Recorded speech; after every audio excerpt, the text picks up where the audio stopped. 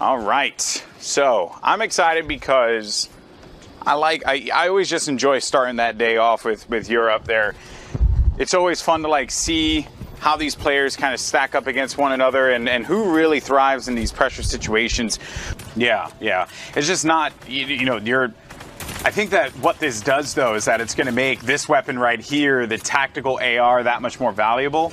If you do manage to snag that, because now all that light ammo that you probably would have ended up using for that suppressed SMG is going to be able to be used for this tactical assault rifle, right? Yeah. That's the plus of that weapon. The universal key, and that's going to be Derox pushing on in, taking out Morph, and Morphazes ends up going down. Derox gets the cleanup there onto Kenny along with his teammate Item. And that is going to be 2 eliminations there for them. 13 eliminations for Item. Just make a strong statement as Derox and Item. This is actually a duo that's recently formed at the beginning of World Cup. They were playing with different partners. And Item was a player who went to ESL Katowice, did very well with himself there, with his partner Tomo. And then Derox, I believe they used to play together before. Split up for a little while, and now coming back strong, clearly. Well, I think that's also a challenge that players would have to consider when you're, in a competition like this with so much on the line, to take that time and go away from your like duo that you've been working with, and then to kind of like recalibrate with another player in team games. Yep. Where everything's working, you're clicking, and it's perfect. But then when disaster strikes, that's where you see the true. You're going to have Derox trying to push on Fup here and see if he can get in front. And then the high ground will be for Item and Derox as they do manage to take out Avon. And that's yet another elimination on the board. 35 total for this duo. We're going to have 12 players remaining, 9 duos left in this game, Balla. And this is looking pretty solid for this duo. Yeah, as the edit plays come in, they do get the high ground right back with that rift, so they just died from above and came right back below. They did find some materials up on a few of those eliminations earlier, so they're back in good shape here. They don't need to shambles, kind of go for all these plays, but here the heavy snipe again, they both have it. They both have it, Golden Boy, and that's why they're able to just reload it, make these plays. They can get through a cone and a floor, both at the same time if they want to. The aggression from this duo is absurd, but now you're going to have all these players scattered about down low. A few ballers are going to be in this one as well. With 5 duos remaining, we're coming down to the tail end of this, and Derox and Item with that high ground, they're going to look to apply a lot of pressure. And look at the way that Item drops down and gets aggressive, gets in their face, because he knows that he has Derox there for support if things are going to get a little dicey. Simply because those traps are going to be the end of them there, but it's going to be the combat shoddy that connects. And now we're getting down to the final 4 here, and this is looking like a surefire win for this duo. Yeah, here we go. Derox looking for that last one. They do spot him. Where is he going to be able? They still have that heavy snipe, and Item is right below him, so they can make a pinch here possible. With the patience, though, they're just going to start engaging and both going at the same time. I think that's a wrap. Both players on both sides. Wow. Chasing him through the storm, and that's it. Derox and Item with the ridiculous elimination spree in this one with the victory royale as well. From range. That was a long shot too, because he was all the way somewhere else in Fatal. Also, you see these players that look at this. Oh man, and he saw that one. And, the names have been hilarious today, by the way. Pro iPad player, shout out to you, bud. But he saw that because the campfire smoke was going through the build, so he knew that a player was in there, and at the very least, that player was going to be weak. Anybody they see, they say, hey, I have a W key, I'm going to use it. Like an old 90s song, don't stop, get it, get it. And there you go. Again, trust me, pinch come in. And I showed my age, but I'm okay with that. You knew exactly what I was talking about, Balla. All right, there are children watching. So, moving forward. Look at this aggression. This is insane. What is, like... I don't know how you get away from this. They play with reckless abandon. Yeah, reckless abandon indeed. He just walked right into a box with a trap and said, hey, I'm fine. I'll just stay on the edge. I've done my scissors. Gods here at Elim runs that have entertained all of us, and look at this again. So 20 eliminations now. Tachinkin gets the confirmation on the Elim there against Chief. Another player trying to hold off inside of that wood box up ahead. They have the kit to just get hyper aggressive, push in when they need to. And the players that are up on the hill right now, not the players that are down below, they're not going to be able to pressure. Again, it's the same formula. Oh my! Every single time. Stompy goes to one side, Shinkin on the other, and there's no chance for these players to hold on to their literally a playground. boxes. It's a playground. There is no one that can stop them. Like, every single time, look at that, just desperation. You got to do something. I mean, how many rifts have they forced at this point? That's 4, 5 maybe? Catigo couldn't even, like, glide down. They had no choice. He was just picked in the sky. This is ridiculous, Bala. You guys have nothing on me. I have all the confidence in the world. I'm just going to push you. And you know what? I felt like Mitro and Mongrel at one point in time, yes, everyone could argue, and they are, you know, without a doubt, like a top-tier duo. But what we're seeing from Tachinkin and Stompy, and it doesn't just happen on Saturdays. No. It's happening on Sundays against the best players as well. It's scary.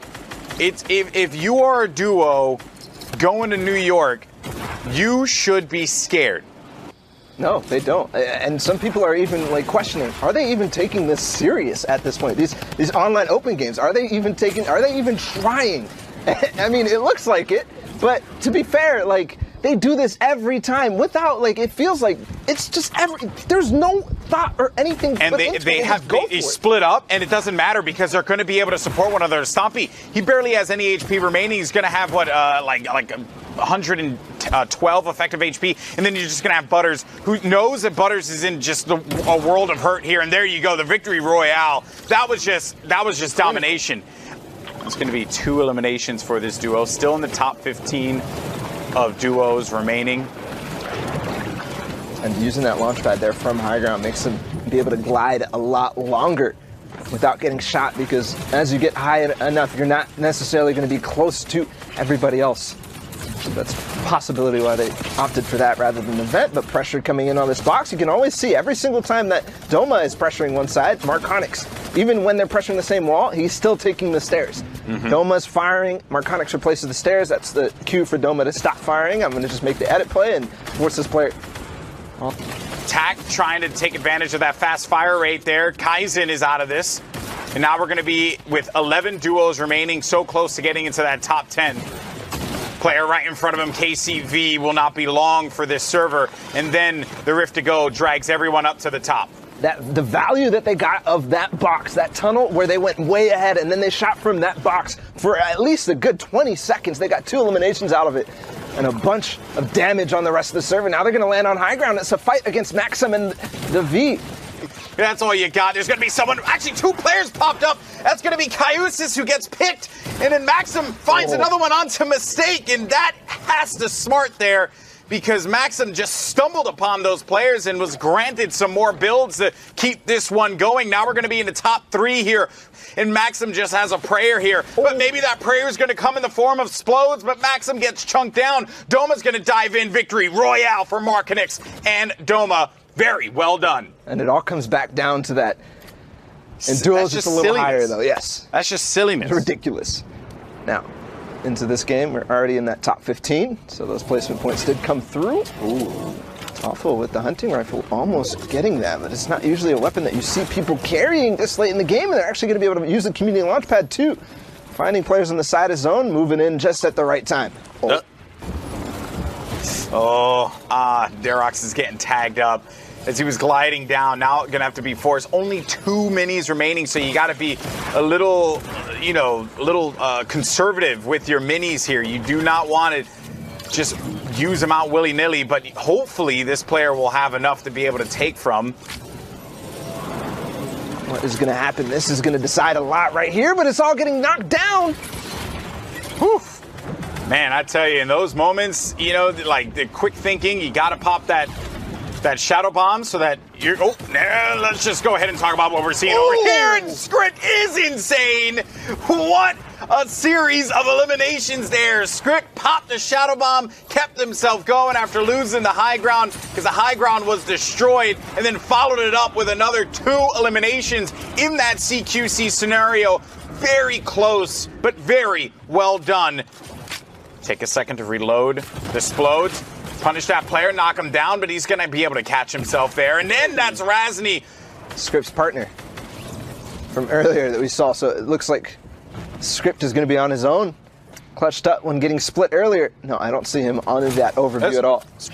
healing, going with that campfire script, taking the time as well. Living up to the name. I gotta give this guy credit because you're by yourself going up against two phenomenal players, and then you end up just still holding your own. Script is gonna maintain that higher position. You know, he's gonna be above, level above most of the players there. Vorwin actually reestablishes himself, and Script needs to get into the safe zone. Lost a bunch of HP because of that. Gets into the fight there against Clapper, but will finally be eliminated there by Nadarez. Now it's gonna be Vorwin having to deal with this duo. Can Vorwin do it? He's gonna down him, but Clapper will get the better and secure the victory. Royale for him and his duo, not to res. Get to that high ground if you're in the low. We'll see how Kelpie and Scepter do here. Everybody on those mountains, on those hills, they're thinking, hey, I am in paradise. While everybody else sitting by the pool. Oh, and nice edit down. Nice play there from Kelpie. Run Forest. Fortunately, you're not going to be able to run anywhere. Players begin to jockey for that position and see if they can get any players, some stragglers off here. And look at this, Melside forces himself in there with the with the heavy rifle, which we have referred to many times in the broadcast as the universal key. That's that benefit of the new TAC AR, but Melside's going to take a shot from the side. Luckily owns that wall, and RBK Left Eye is out of the fight here. Went and chased some waterfalls, but unfortunately for him, he was played himself. As we get down to the final moments of the queue here. Then Pogame jumped on down. His teammate's going to be out, and Sully went in for the challenge, but Pogame was able to get the better of him on that one. And I love how he just backed out really quickly to reestablish his right shoulder peak there. You know, because that's a, believe it or not, that's a mouthful. Yeah. So, top 6 right now. It looks like he's found himself another solo with a heavy snipe coming in. That's Melside from earlier. Oh, so just outside of top 5. That hurts. That hurts. You wanted to make the play there to get the top 5, get 7 points, but you end the game with 5. That's not all that bad. Now, as far as what we're seeing here, Fugu Pogame actually used that launch pad that was out there in the storm to get back into the safe zone here. Meanwhile, NXS RZ is going to be out of the fight, and then Pogame won't be able to get back into this one, so it's going to go down to the storm. Top 1,500 duos will be advancing to tomorrow. So all of these guys will probably already be in there. We haven't seen the cutoff push up much higher. I think last week it was 61 in 2 victory rounds, or 62 in a victory round got you through. But right now, you have Item and Darroch still up there with that buffer, but Hunter and Keenstar, who did qualify back in week 6 in second, Stompy to Shinken. Again, you can't keep them out of that top 3 no matter what you do. Also have Marconix and Doma making their appearance on there. Nuggets in a name I haven't seen in a while, a throwback to a bunch of those skirmishes going in. So great work from all of these guys so far. But again, top 1,500 will advance, and this will pretty much get you that spot.